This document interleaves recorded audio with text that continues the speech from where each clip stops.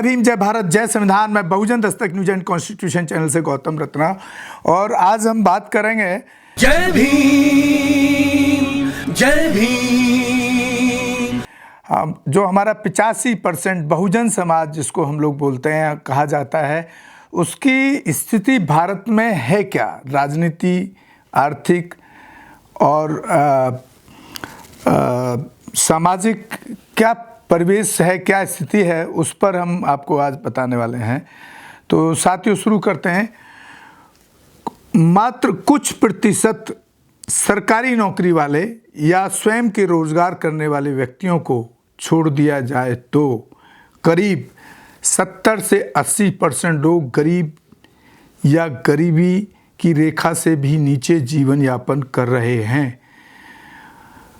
इस गरीबी का कारण एक तो रोजगार की कमी है ही, साथ ही जो भी रोजगार करके आय प्राप्त की जाती है उसका दुरुपयोग अधिकांश तय नशे, मांस, मदिरा या सामाजिक दिखावे में किया जाता है।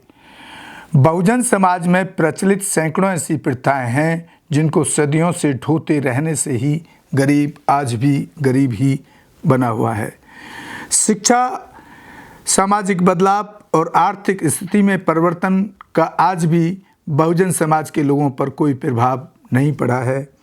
समाज में परंपरागत प्रथाएं जैसे दहेज, पहरावनी, जमाना, स्वामिनी, सगाई, रोका, टीका, शादी, भात, सत्संग, मृत्युभोज, गृह प्रवेश, बच्चों के जन्म उत्सव जैसी परंपरागत प्रथाएं आज भी उसी शानो शौकत से मनाए जाते हैं जैसे सदियों से मनाए जा रहे हैं। यद्यपि तीज त्योहार या सामाजिक पारिवारिक उत्सव मनाया जाना एक खुशी और हर्षोल्लास का विषय अवश्य है। यह जीवन में जीवंतता, निरंतरता जरूर लाते हैं और प्रत्येक व्यक्ति को आनंद और खुशी का एहसास करवाते हैं, और सामाजिक जीवन में यह सब जरूरी भी है ताकि व्यक्ति तनाव और अवसाद से दूर रहे। लेकिन आजकल यह आयोजन सिर्फ और सिर्फ अपने अहम रुतबे, पैसे को दिखाने मात्र का साधन बन गए हैं, और जो गरीब है उसके लिए एक सामाजिक दबाव और मजबूरी बन गए हैं। विडंबना तो यह है कि हर व्यक्ति इन सब को सिर्फ आयोजित नहीं करता, बल्कि उस आयोजन को अपने अहम और प्रतिष्ठा से जोड़कर ज़्यादा से ज़्यादा पैसा और समय दोनों बर्बाद करने में लगा रहता है। जिनके पास ज़्यादा पैसा है वो भी दिखावे के लिए बढ़ चढ़कर पैसा और समय बर्बाद करते हैं, और जिनके पास नहीं है वो भी अपनी औकात से ज़्यादा पैसा खर्च करते हैं, चाहे उसे उधार लेकर ही करना पड़े, लेकिन वह करेगा ज़रूर। यदि समाज की इन परंपराओं को गौर से देखा जाए तो इसमें किए जाने वाला लेन देन जैसे कपड़े या अन्य सामान बहुत ही तुच्छ स्तर के होते हैं और सिर्फ दिखावे के लिए और लोगों के अहम को शांत करने भर के लिए दिए जाते हैं। इस लेने देने में हजारों लाखों रुपए खर्च होने, घंटों समय बर्बाद होने के बावजूद भी कोई खुश नहीं होता, बल्कि सब कुछ लेने के बाद भी हजारों कमियां ही निकाली जाती हैं। यदि इस दिखावे के लेन देन से कोई खुश होता है तो वह व्यापारी बनिया वर्ग होता है, जिसको इन सब प्रथाओं से हजारों लाखों का मुनाफा हो रहा है, या ब्राह्मण वर्ग होता है जिसको आप पूजा दान के नाम पर डोनेट करते हैं। मुनाफा हो रहा होता है और सदियों से वे इसी व्यापार से अपनी कौम को पोषित कर रहा है और आगे से आगे तरक्की प्राप्त भी कर रहा है। लेकिन इस तरक्की के लिए उसकी मेहनत भी शामिल है जो वो सदियों से कर रहा है। लेकिन बहुजन समाज व्यापारी के व्यापारिक ज्ञान और मेहनत से कोई सबक नहीं ले रहा। बहुजन व्यक्ति को यह फ़र्क नहीं दिखाई देता, ना ही समझ आता है कि आपकी मेहनत की कमाई से कोई व्यापारी वर्ग, ब्राह्मणवादी वर्ग, मनुवादी वर्ग कितना लाभ अर्जित कर रहा है और बहुजन वर्ग कितना वंचित हो रहा है। वह तो सिर्फ दिखावा करने के लिए या एक दबाव से समाज में प्रचलित पुरातन प्रथाओं को बनाए रखने हेतु समाज के समय और धन दोनों का लगातार अपव्यय करता रहता है और अपने दिमाग को बंद कर सिर्फ अंधानुकरण कर रहा है। दूसरा, बहुजन समाज के व्यक्ति कितना ही पढ़ लिख जाए, उसमें व्यवस्था और सामाजिक प्रथाओं को परिवर्तित करने का साहस नहीं होता है और पुरातन प्रथाओं को आज भी ढो रहा है। तीसरा, यही अथाह पैसा जो समाज के गरीब जरूरतमंद की जरूरत है उसे देने के बजाय अपने दिखावे में खर्च करता है, दिखावे में खर्च करना ज़्यादा पसंद करता है और अपने अहम को संतुष्ट करने में लगा है, क्योंकि उसे गरीब की तकलीफ़ों और ज़रूरतों का कोई एहसास नहीं है। बाबा साहब अम्बेडकर ने हमेशा समाज के लिए कार्य किया, समाज की तकलीफ़ों को महसूस किया और उन तकलीफ़ों को दूर करने हेतु स्वयं के जीवन और अपने परिवार के जीवन को भी सरल और साधारण बनाए रखा, ताकि उनका बहुजन समाज आगे बढ़ सके और उनके संघर्षों और त्याग की वजह से आज हम सब बहुत अच्छे मुकाम पर खड़े हैं। और हम सब चाहें तो बाबा साहब अम्बेडकर की साधारण जीवन शैली को अपनाकर समाज के अपने कमज़ोर वंचित वर्ग को आगे बढ़ा सकते हैं। बस ज़रूरत इतनी सी है कि आप अपने सामाजिक आयोजनों को थोड़ा सीमित कर दें, थोड़ा समय और खर्च कम कर दें, थोड़ा सा दिखावा कम कर दें और जो बचत इससे होगी उसे समाज को पे बैक टू सोसाइटी कर दें, ताकि सामाजिक समानता की भी स्थापना हो सके। बहुत ज़्यादा नहीं, थोड़ा सा ही सही अवश्य लौटाएं, समाज को ज़रूर लौटाएं। तो साथियों, कहने का मतलब यह है कि आप देख रहे होंगे कि किसी के घर, और आजकल तो सीज़न है, किसी के घर में शादी का प्रोग्राम है, कहीं रिसेप्शन का प्रोग्राम है, कहीं एंगेजमेंट का प्रोग्राम है, और ये सब के पीछे कई सारे कारण हैं कि आप जाएंगे तो पंडित से, ब्राह्मण जिसको कहते हैं, मंदिर के पुजारी से, पंडों से आप उसकी तारीख निकलवाएंगे। उसके लिए उसको आपको दान भी, दक्षिणा भी देनी पड़ेगी। या आपने एक बड़ा रिसेप्शन किया तो बड़े खाने का इंतजाम करना पड़ेगा, लोग अपना एक स्टेटस सिंबल को इस्टेब्लिश करना पड़ेगा। तो कहने का मतलब, अगर आप इन चीज़ों को और जितना भी आप ख़रीदारी करेंगे, क्योंकि जो इंडस्ट्रियलिस्ट है वो आपका समाज नहीं है, 85% में से वो 15% में से है, जिसके आप जो भी आप सामान खरीद रहे हैं उसका जो मैन्युफैक्चर है वो सब वही वर्ग है। दुकान पे जाएंगे, वहाँ सब लालाओं की दुकान है, बनियाओं की दुकान है, उन्हीं को आपका जो आप खरीदेंगे, जो प्रॉफिट होगा उसको जाएगा। आपको ये सब जो ढकोसले पे जो खर्चा कर रहे हैं आप अपनी शान शौकत खाली दिखाने के लिए, उसका जितना भी प्रॉफिट है, चाहे वो पैसे का है, बिजनेस का है, वो सारा उस 15% सेक्शन को जाता है। तो भाई इसकी ज़रूरत क्या है, क्यों है? तो मैं समझता हूँ कि इनको बहुत ज़्यादा वो ना करके एक छोटे रूप में भी किया जा सकता है। अब मान लीजिए, जैसे आपने देखा होगा कि भाई वो एक साड़ी सबको देती हैं, भाई इतनी लड़कियाँ हैं, और साड़ी किसी काम की नहीं होती हैं, क्योंकि उसकी क्वालिटी इतनी नहीं है कि वो यूज ही नहीं करते हैं। तो वो आपका पैसा भी वेस्ट हुआ और वो जो आपने कपड़ा खरीदा वो भी वेस्ट हुआ।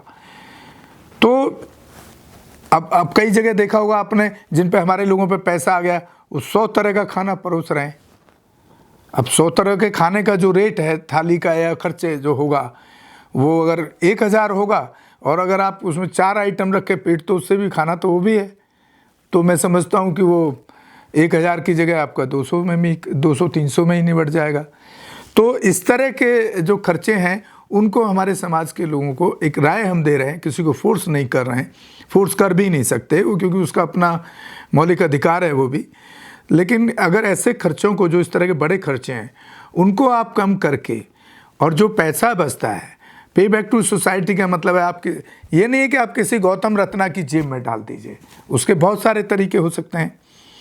ये नहीं है कि आप किसी की रैली के लिए वो धन को दे दीजिए, वो तरीके के लिए हम बात नहीं कर रहे, मैं नहीं कह रहा हूँ। लेकिन आप अगर वो पैसा कुछ बचता है तो आप किसी एक बच्चे की जिम्मेदारी ले सकते हैं कि उसको एक पढ़ाई का खर्चा उठा सकते हैं, आप स्कूल की ड्रेस नहीं है उसका खर्चा उठा सकते हैं आप। कई बच्चे बहुत पढ़ने में और वो उनके पास पढ़ाई तक के लिए पैसा नहीं होता तो वो पढ़ नहीं पाते। मैं उस ज़िंदगी को जिया हूँ इसलिए बात कर रहा हूँ, क्योंकि मैंने 9th और 10th अपनी रात को दिल्ली के अंदर चौकीदार की नौकरी करके मैंने 9th 10th किया है। इंजीनियरिंग मैंने पार्ट टाइम में मैंने इंजीनियरिंग करके दिन में नौकरी करके तब मैंने इंजीनियरिंग किया अपने पैसे से। अगर हमको ये सपोर्ट होता तो हो सकता है कि और हम बड़ी अच्छी एजुकेशन ले सकते थे, चाहे वो समाज का होता या परिवार का होता, क्योंकि पारिवारिक हालत उस ज़माने में तो ऐसी नहीं थी। लेकिन अब तो लोगों की स्थिति मजबूत हो रही है, कुछ ना कुछ तो मजबूत हो रही है ना, तो भाई इस पे क्यों उड़ा रहे हैं। तो साथियों, इस एपिसोड का मतलब है कि जब सीजन चल रहा है अभी शादियों का, तो एक बड़ी बर्बादी हमारे बहुजन समाज की होने जा रही है और होनी शुरू हो चुकी है। होने क्या जा रही है, तो उन्हीं में थोड़ा खर्चा अगर कम करके नहीं है, पे बैक टू सोसाइटी पे जो समाज के लिए लोग काम कर रहे हैं, जागरूक करने के लिए कर रहे हैं, या आपको मोटिवेट करने के लिए कर रहे हैं, या आपके यहाँ कैडर देने आ रहे हैं। अब वो कैडर भी देने आएगा तो कितने दिन अपने घर से किराया लगा लेगा, उसको तो आप किराया तक भी देने को तैयार नहीं है अगर कैडर देने आ रहा है आदमी। भाई आपके बीच में वो पढ़ाई करके, अध्ययन करके, एक साइंटिफिकल तर्कशील दिमाग लेकर के आपको उन चीज़ों को बता रहा है अपनी ज़िंदगी के अनुभवों को, तो वो कितने दिन अपने घर से पैसा लगा करके आपको मोटिवेट करने के लिए आया, या कितने दिन में ये अपने पैसे से चैनल चलाऊंगा। आज 8 साल हो गए, कहीं से कोई भी सहयोग नहीं करता है। हम अपील भी करते हैं, लेकिन आप अगर किसी को ये लगता है कि नहीं करते होंगे लोग, तो बड़ी गलतफहमी में हैं आप लोग। आप हमारा अकाउंट चेक कर सकते हैं, क्या डोनेशन आता है। कभी कोई 1 रुपया, कभी कोई 3 महीने में, 2 महीने में 50 रुपया, 100 रुपये, तो उससे क्या ये स्टूडियो चल जाएगा जो 18 घंटे समाज के लिए काम कर रहा है। तो मेरा मतलब खाली इंडिविजुअल अपने लिए पे बैक टू सोसाइटी का नहीं है, इसमें सबसे बड़ा जो पे बैक टू सोसाइटी है वो मैं समझता हूँ कि कोई बच्चा अगर आपके आजू बाजू में है और अपने बहुजन समाज का कम से कम आप उसको पढ़ाई के लिए तो मदद करने का काम करें।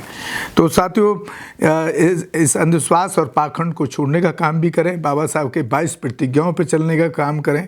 और बाबा साहब के आइडियोलॉजी पे आप कभी तब तक नहीं चल पाएंगे अगर आप लोग ये सोच रहे हैं आपके मोहल्ले में 4 नेता आए, 4 एक्टिविस्ट आए, जय भीम के नारे लगाए, तो उससे आप कुछ नहीं कर पाएंगे। जब एक तो आपकी सोच जब डेवलप होगी जब आप बाबा साहब के बायोग्राफी को पढ़ेंगे, उन्होंने जो जो काम किए उनको पढ़ेंगे, और उनके जीवन का जो लास्ट निचोड़ है। कई लोग हमें बोलते हैं नहीं, संविधान में तो बाबा साहब ने लिखा है कि भाई सबको बराबरी का, तो मेरी मर्जी है मैं किसी जाति में रहूं, किसी धर्म में रहूं। अरे बाबा साहब ने लास्ट में मरने से पहले अपने 1956 में हिंदू धर्म को छोड़ भी तो दिया। लास्ट तो फाइनल रिजल्ट तो उनका वो है ना। जो लोग हमें ज्ञान बांटने आ जाते हैं यहाँ पे, कई बार बहुजन समाज के ही बड़े बड़े वो कई एडवोकेट बोलते हैं, कोई भी बड़े बड़े एक्टिविस्ट आकर के हमें बोलते हैं, ये देखो बाबा साहब ने संविधान में लिखा सबका बराबर का अधिकार है। अरे भाई, संविधान उन्होंने किन परिस्थितियों में लिखा और बाद में पूरे जीवन का जो निचोड़, जो फाइनल रिजल्ट दिया उन्होंने, वो क्लियर है कि जब आप हिंदू धर्म को छोड़ देंगे तो ये आडंबर आपके आधे तो वैसे ही खत्म हो जाएंगे। आप बाबा साहब की 22 प्रतिज्ञाओं में चलना शुरू कर देंगे, आपका मंदिर जाना बंद हो जाएगा, खर्चा खत्म होगा। अगर आप मंदिर जा रहे हैं, पूजा करने जा रहे हैं, आस्था की जगह में जा रहे हैं, आपका धन, पैसा, आपका टाइम, सब कुछ तो खर्च हो रहा है। क्यों नहीं आप उसको बाबा साहब की जीवनी को पढ़ने में लगाएं, बाबा साहब के कामों को पढ़ने में लगाएं, या उससे भी जो पैसा बचता है मंदिरों में दान देने से, पूजा करने पे जो खर्चा करते हैं, वो एक बच्चे को एजुकेशन में लगाएं। वो ज़्यादा बेहतर है या ये ज़्यादा बेहतर है? तो ये तो आपको सोचना पड़ेगा, तभी आप समाज की जिम्मेदारी को एक मजबूती और ईमानदारी के साथ निभा सकते हैं, जब आप इन कामों को करने का काम करेंगे। इसी के साथ मैं आपसे विदा लेता हूँ साथियों। आप हमारे दोनों ही channel Bahujan Dastak news and constitution को ज़्यादा से ज़्यादा शेयर करें, सब्सक्राइब करें, और Facebook and Twitter and Instagram पे इसको भी फॉलो करें, जो बहुजन दस्तक न्यूज के नाम से ही है। जय भीम, जय भारत, जय संविधान, नमो बुद्धाय साथियों, धन्यवाद। हमारे चैनल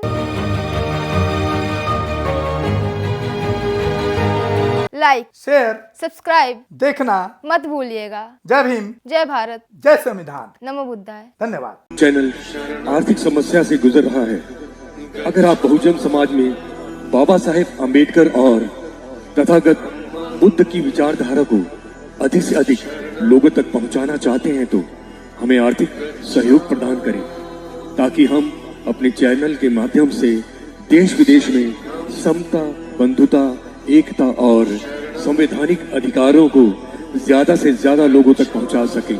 आप अपनी सहायता राशि नीचे लिखे खाते में जमा करा सकते हैं।